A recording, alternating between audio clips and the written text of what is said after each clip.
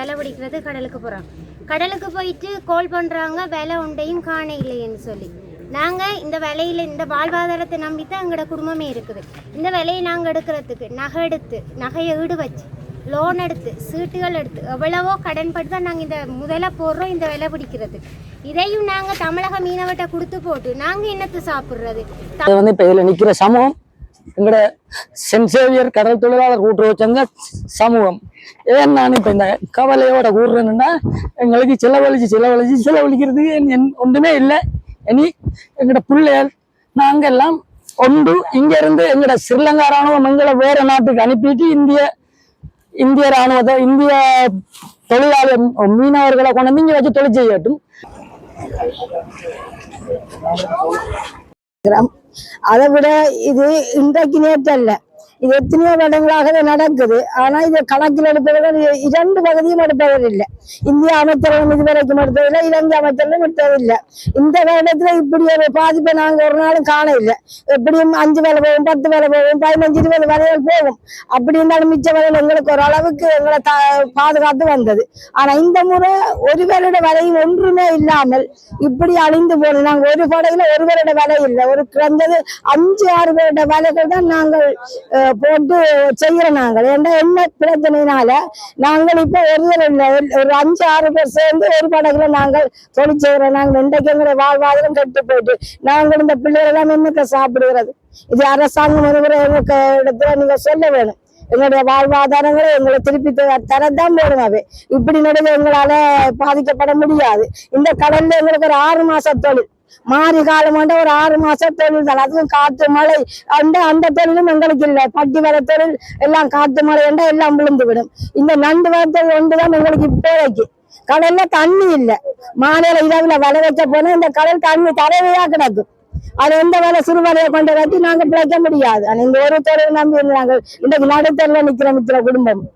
எனவே எங்களுக்கு நீங்க நியாயம் செய்யும்படி இரண்டு தரப்பு அரசாங்க தலைவரும் நீங்கள் பேச வேணும். உண்மையாக பேசி எங்களுக்கு ஒரு நீதி நியாயத்தை பெற்று தருவீங்கன்னு நாங்கள் எல்லோரும் நம்பி இருக்கிறோம், இந்த குடிமக்கள், இந்த கிராமத்து மக்கள்.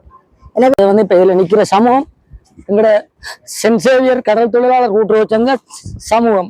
ஏன் நான் இப்போ இந்த கவலையோட கூடுறேன்னா, எங்களுக்கு செலவழிக்கிறதுக்கு ஒன்றுமே இல்லை. இனி எங்களோட பிள்ளைகள் நாங்கள் எல்லாம் ஒன்று இங்கேருந்து எங்களோட ஸ்ரீலங்கா ராணுவம் எங்களை வேற நாட்டுக்கு அனுப்பிட்டு இந்திய ராணுவத்தை இந்திய தொழிலாளர் மீனவர்களை கொண்டு வந்து இங்கே வச்சு தொழில் செய்யட்டும். நாங்கள் எங்கேயாவது போறோம். ஏன்னா எங்கிட்ட செலவழிச்சு இனி செலவழிக்கிறதுக்கு ஒன்றும் இல்லை. எடுக்க வேண்டிய இடங்கள்ல நிறைய லோன்கள் எடுத்திருக்கிறோம். இந்த வலையை போட்டு தான் கிழமை கட்டுறது. வியாழன் அந்த அதுல ஒரு பிள்ளை பேட்டி கொடுத்தா, திங்கக்கிழமை ஸ்டார்ட் பண்ணினா ஞாயிற்றுக்கிழமை ஸ்டார்ட் பண்ணிட்டோம்னா புதன்கிழமை 2 மணி ஆகும். வலையெல்லாம் ஏற்றி போட்ல கொண்டு வச்சு கடனுக்கு தான் எண்ணெய் அடிக்கிறது. காசை கொடுத்து அடிக்கிறதுல கடனுக்கு எண்ணெய் அடிக்கிறது. ஒருக்கா போயிட்டு வாரத்துக்கு 110 லிட்டர் 120 லிட்டர் எண்ணெய் பிடிக்கும்.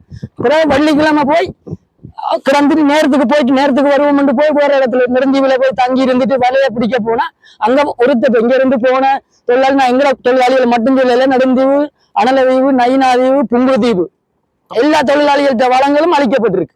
ஆனா இனி நாங்க ஒரு போட்டுக்கு தொழில் செய்து போடுறேன்னு சொன்னா கட்டாயம் ஒரு 7 லட்சம் ரூபாய் தேவை ஒரு போட்டுக்கு போடுறதுக்கு. 7 லட்சம் ரூபாய்க்கு இனி என்ன செய்யறேன்னு தெரியாது. அடுத்த கட்டம் ஸ்ரீலங்கா கடற்படை கொண்டு கூடுறேன். இதை வந்து ஜனாதிபதிக்கு நீங்க டிரான்ஸ்லேட் பண்ணி அனுப்பலாம். நான் உஷாரா சொல்றேன். காரணம் என்னன்னா, எங்கட கடற்படை பாதுகாப்புல நிக்கின்றா சொல்ல போனா பனங்காணி முனையிலதான் பாதுகாப்புக்கு நிக்குது ஸ்ரீலங்கா நேவி. நேவிக்கு பக்கத்துல வச்சு இந்தியன் எங்கட வலையை கொண்டு போயிட்டான்.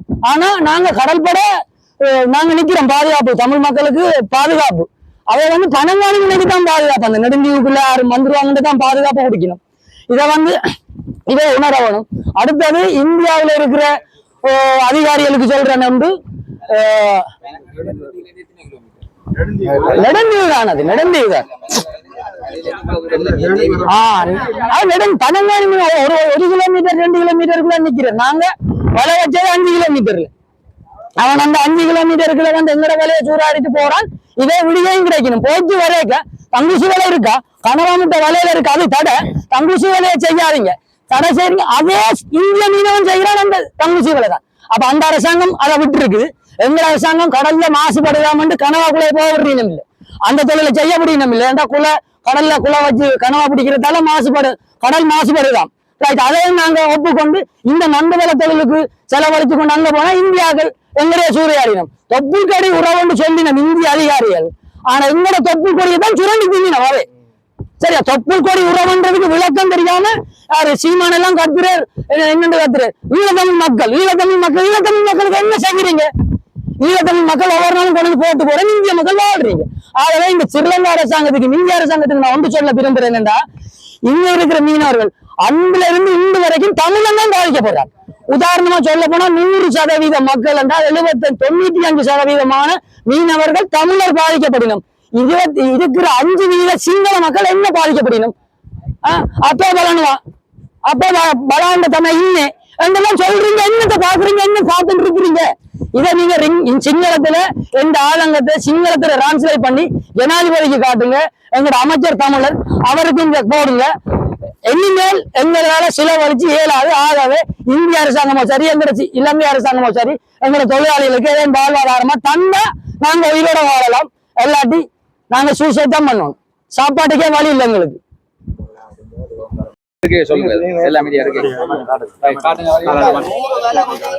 கொண்டு போய் திரும்பி கிடைக்கப்பட்ட வேலை இந்த இவ்வளவு இந்த இழுத்த ஒரு துண்டா தான் கிடைச்சிருக்கு. இந்த அதுல அவையத்த இந்தியா இது ஒரு சைட், இது பெரிய கண்ணிதான் இருக்கு.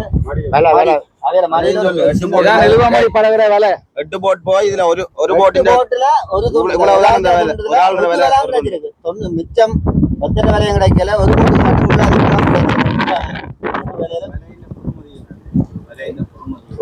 மட்டும் 10 வேலை கட்ட வேண்டாம், 25,000 முடியுது. 100 வேலை கட்ட வேண்டாம், 7 முடியுது.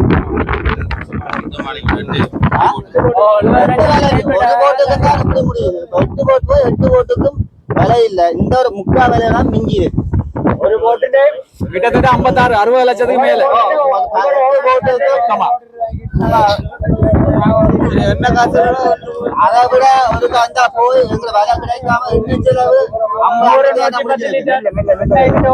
அது சண்டை ஒரு தொழிலும் இல்ல. அவ்வளவு 4 தொழிலாளிகள் 4 குடும்பத்தை சேர்ந்து தொழில் எல்லாம் போயிருக்கு. எல்லாம் 20 வேலை 30 வேலை வேலை போடுறாங்க. ஒரு 10 வேலை போட்டு கொண்டு போயிடலாம். அதால எல்லாரும் 4 பேர் 5 பேர் சேர்ந்துதான் போனது. எல்லாத்தையும் 4 போட்டுக்கு 4 பேர்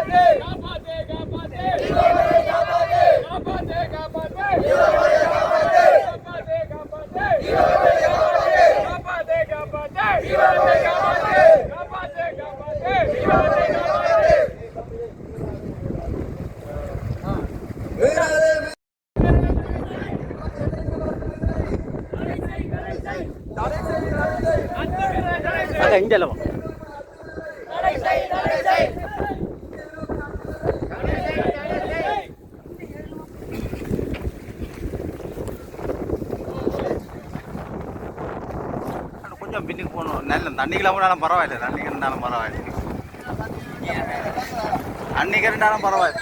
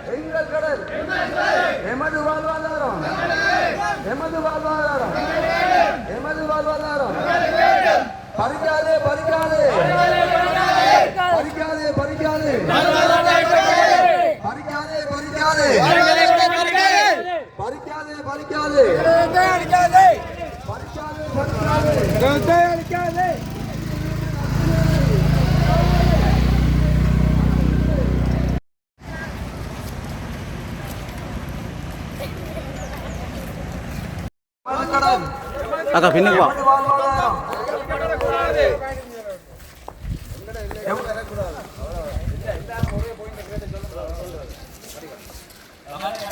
சொந்தம் எமது வாழ்வாதாரம் பறிக்கப்படக்கூட மாட்டாது. எமது வாழ்வாதாரம் பறிக்கப்படக்கூடாது. எமது சுதந்திரமான தொழில் வேண்டும்.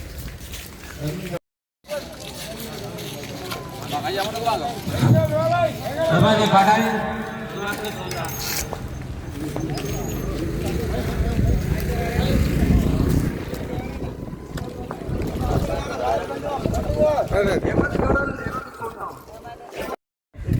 பாதிக்கப்பட்ட மீனவ குடும்பத்திலிருந்து ஒரு அங்கத்தவளாக எனது மனதிலிருந்த ஒரு சில வார்த்தைகள்.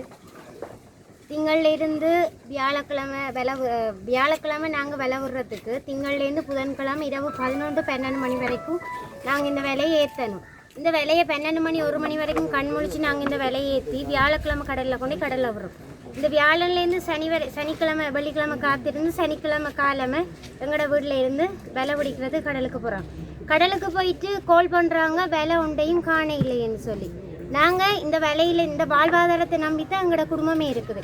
இந்த விலையை நாங்கள் எடுக்கிறதுக்கு நகையை ஈடு வச்சு லோன் எடுத்து சீட்டுகள் எடுத்து எவ்வளவோ கடன்பட்டு தான் நாங்கள் இந்த முதல்ல போடுறோம் இந்த விலை பிடிக்கிறது.